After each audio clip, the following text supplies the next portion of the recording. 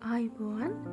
අද මම ඔයාලට කියලා දෙන්නේ ක්‍රිස්මස් එකට ජින්ජර්බ්‍රෙඩ් තීම් එකට මහ ගන්න පුළුවන් ලස්සන බේබි ෆ්‍රොක් එකක්. ඉතින් මේක මම අහලා තින්නේ අවුරුදු 2 බබෙක්ගේ මෙෂර්මන්ට්ස් වලට අනුව. අපි බලමු මේ ගවුම මහන්න අපිට අවශ්‍ය රෙදි කොටස් මොනවාද කියලා. මම මෙතන අරන් තියෙනවා අඟල් 11ක් පළල, අඟල් 7.5ක් උස රෙදි කොටස් 4ක්, මූලික රෙද්දෙන් සහ ලයිනින් රෙද්දෙන් දෙක බැගින්. ඒ වගේම මේ වගේ රතු සහ සුදු ඉරි රෙද්දක් මං කපාගෙන තියෙනවා අඟල් 11ක් පළල සහ 2.5ක් උසට ඉදිරිපස ඉන කොටසට අල්ලන්න. ඒ වගේම අපිට ඕනේ වෙනවා අඟල් 22ක් දිග, අඟල් 2.5ක් පළල රෙදි පටි දෙකක් ඉනට අල්ලන්න ඉන පටි සඳහා. ඒ වගේම අඟල් 4 සමචතුරස්‍ර 4ක් මං කපාගෙන තියෙනවා සාක්කු දෙකක් වහගන්න. මේ වගේ බයස් පටි දෙකකුත් ඕනේ අත් කටට අල්ලගන්න. ඒ වගේම සායට රෙදි කොටස් දෙකක් අවශ්‍යයි අඟල් 22ක් පළල සහ අඟල් 11ක් උසට. මේ ටික තමයි අපිට ඕනි වෙන්නේ රෙදි කොටස්. ඒ වගේම රතු සහ සුදු පාටින් රිබන් හරි රික්‍රැක් හරි තියෙනවා නම් ගන්න. ඒ වගේම මේ වගේ ලොකු රතු පාට බොත්තම් දෙකකුත් ඕනි වෙනවා. මුලින්ම මම උඩ කොටසට ගන්න රෙදි කොටස් 4 ලයිනින් එක මැදින් තියාගෙන මූලික රෙද්දේ කන පිටපැත්ත උඩට වෙන්න තියාගෙන රෙද්ද දෙකට නමා ගන්නවා රෙදි කොටස් ටික. එතකොට උඩට තියෙන්නේ කන පිටපැති දෙක. දැන් අපි පතොරම ඇඳ ගමු. මම මහන්නේ අවුරුදු 2 බබේගේ වයසේ මෙෂර්මන්ට්ස් වලට අනුව.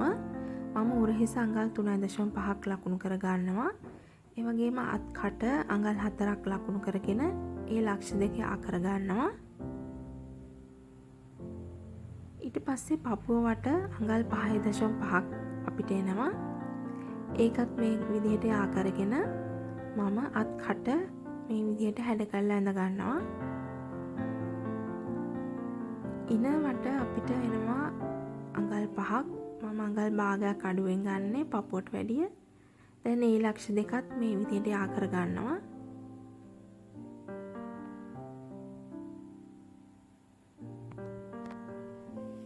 කරවට මම අඟල් 2ක් ලකුණු කර ගන්නවා. ඒ වගේම කර ගැඹුර අඟල් 2.5ක් මම ලකුණු කර ගන්නවා පොඩි බබෙක් නිසා. කර මම අද ඇඳ ගන්න කොටු හැඩයට.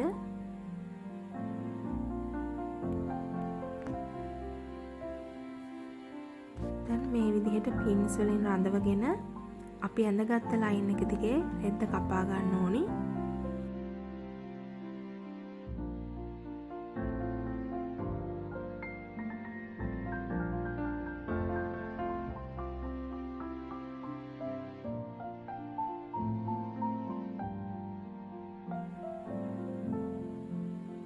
දැන් මේ වගේ කොටස් දෙක බැගින් අපිට ලැබෙනවා ඉදිරිපස සහ පිටුපස. මම දැන් එක කොටසක අඟල් 2.5ක් මේ වගේ ඕපනින් එකක් ලකුණු කරගන්නවා පිටුපස විවරය සඳහා. ඊට පස්සේ මම මේ වගේ ඉන පටිය දෙකට නමාගෙන එක පැත්තක් ඕපන් එක තියලා මේ වගේ වටේට මහනවා. එතන කෙලවර හැඩ කරලා මහ ගන්න දෙකේම. දැන් මේ මම මහගෙන තියෙන්නේ. දැන් කෙලවරේ මම හැඩට මහගත්ත ටික මේ විදිහට වැඩිපුර කොටස මම කපලා අයින් කරගන්නවා. ඊට පස්සේ මේ වගේ චොප්ස්ටික් එකක් හරි කතුරක් හරි භාවිතා කරලා මේ වගේ හොඳ පිටපැත්තට ඉන පටි හරව ගන්න.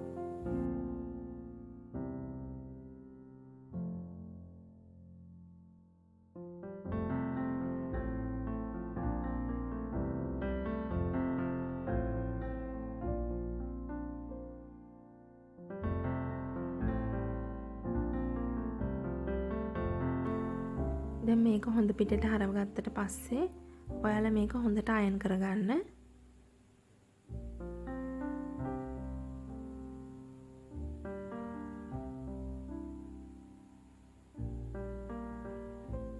ඊට පස්සේ මම මේකේ පොකට්ස් දෙකක් අල්ල ගන්නවා සායට. ඒ නිසා මේ වගේ සමචතුරස්‍ර දෙක බැගින් තියාගෙන කන පිටපැත්ත උඩට මේ වගේ වටේට තුන් පැත්තකින් මහ ගන්න. එක පැත්තක් විවෘතව තියලා ඔයාලට පේනවා ඇති.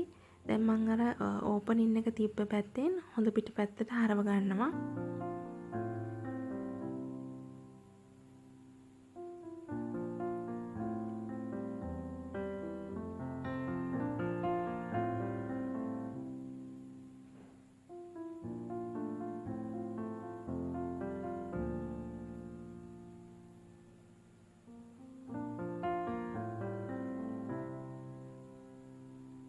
දැන් අපි සාක්කු දෙකත් මහගෙන ඉවරයි.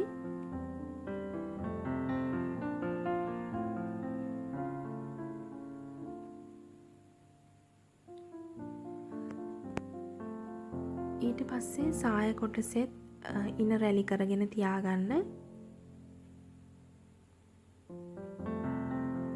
දැන් මම කපාගත්ත උඩ ඉදිරිපස සහ පිටුපස කොටස් දෙකේ උරහිස් දෙක මහ ගන්නවා. ලයිනින් එකෙත් මහගන්න මේ විදිහටම.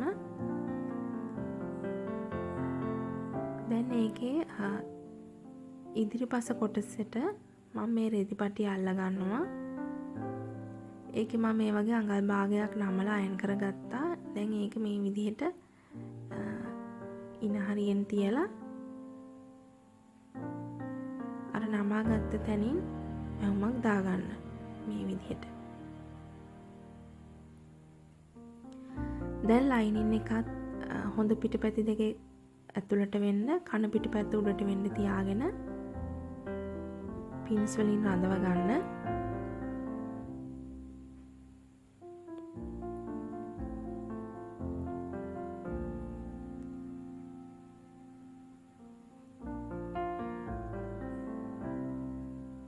දැන් මේ විදිහට පින්ස් වලින් රඳව ගත්තට පස්සේ කර මහ ගන්න ඕනි. එතනදී අඟල් දෙකමාර විවරය වී හැඩයට මහ ගන්න. මම මේ දැන් මහලා තියෙන්නේ. ඔයාලට පේනවා ඇති. එතන විවරය මැදින් මේ විදිහට කපා ගන්න. ඒ වගේම මේ වගේ මුළු හතරත් කට් මාක් එකක් දා ගන්න.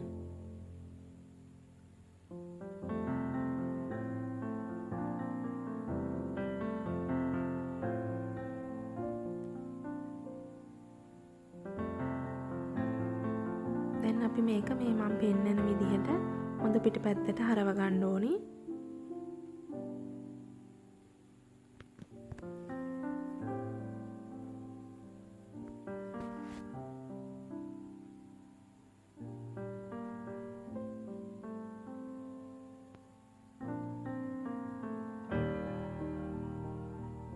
මේකේ මුළු චොප්ස්ටික් එකක් යූස් කරලා හොඳට හදා ගන්න. ඊට පස්සේ අත් කටවල් දෙක වටේටත් බයස් පටිය අල්ලගෙන මහ ගන්න ඕනි. මේ වගේ හොඳ පිටපැත්තට අල්ලගෙන ඊට පස්සේ දෙපුටක් නමලා ලයිනින් එක උඩින් මහ ගන්න මේ විදිහට. මම කලින් වීඩියෝ එකෙත් මේ විදිහටම කියලා දීලා තියෙනවා. ඒකත් බලන්න. දැන් අපි කරවටයි අත් වටයි මහ ගත්තා. දැන් මේ විදිහට මම සුදු පාට රික්‍රැක් එකක් මහ ගන්නවා. වගේම බොත්තම් දෙකත් අල්ල ගන්නවා. ඒ වගේම අපි ඉන පටි දෙකත් මහ ගත්තා. දැන් මේ දෙකත් මම ගවුමට මේ වගේ අල්ල ගන්නවා. දෙපැත්තෙන් තියලා මැහුමක් දාගන්න. ඔයාලට රික්‍රැක් නැත්නම් සුදු පාට රිබන් එකක් වුණත් පාවිච්චි කරන්න පුළුවන්. මේ තියෙන්නේ මම මහ ගත්ත විදිය. දැන් මම කලින් සාය රැලි කරගන්න කිව්වා. දැන් මේ රැලි කරගත්ත සාය කොටස් දෙක මේ විදිහට හොඳ පිටපැත්ත එක මත එක තියලා ඉනට සම්බන්ධ කරගන්න. ලයිනින් එකත් එක්කම මහලා සික්සැක් හරි ඕලොක් හරි තියෙනවා නම් කරගන්න. නැත්නම් කමක් නැහැ. දැන් මම සාය කොටස් දෙක අල්ලගෙන තියෙන්නේ. ඊගාවට තියෙන්නේ අපි දෙපැත්තෙන් මහ ගන්න. එතනදිත් මුලින්ම ඉනට ඉන තියලා පින්ස් වලින් රඳව ගන්න දෙපැත්තෙන්ම. ඊළඟට අත් කට සහ සායේ වාටියටත් පින්ස් ගහලා අඟල් භාගයක මැහුම් වාසියක් තියලා දෙපැත්තෙන් මහ ගන්න ඕනි.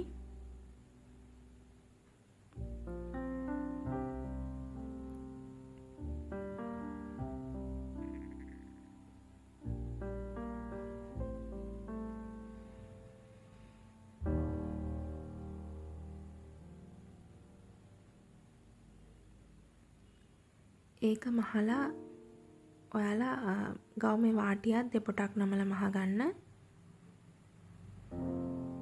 මේ වගේ.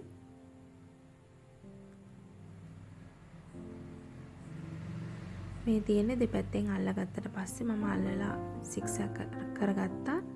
වාටියත් මහගෙන තියෙන්නේ. දැන් අපිට තියෙන්නේ පොකට්ස් දෙක අල්ලන් ගන්න දෙපැත්තට. මේ අපි ඕපන් එක තිබ්බ පැත්ත මේ වගේ නමලා ගවුමේ සාය කොටසට තියලා දෙපැත්තට අල්ල ගන්න පුළුවන්.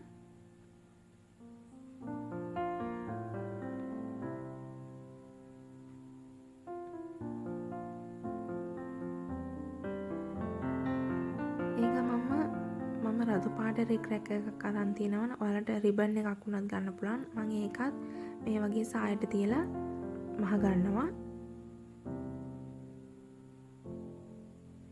දැන් මම ගවුම මහලා ඉවරයි. ඉතින් ඔයාලටත් පුළුවන් මේ වගේ සරල විදිහට ලේසි විදිහට නතරට ගවුමක් මහලා බලන්න. ඉතින් මම අද මැහුවේ අවුරුදු 2 බබේගේ මෙෂර්මන්ට්ස් වලට අනුව. ඉතින් ඔයාලා තාමත් මගේ channel එක subscribe කරලා නැත්නම් subscribe කරලා එකතු වෙන්න. තවත් මේ වගේ අලුත් නිර්මාණයකින් අපි හමු වෙමු.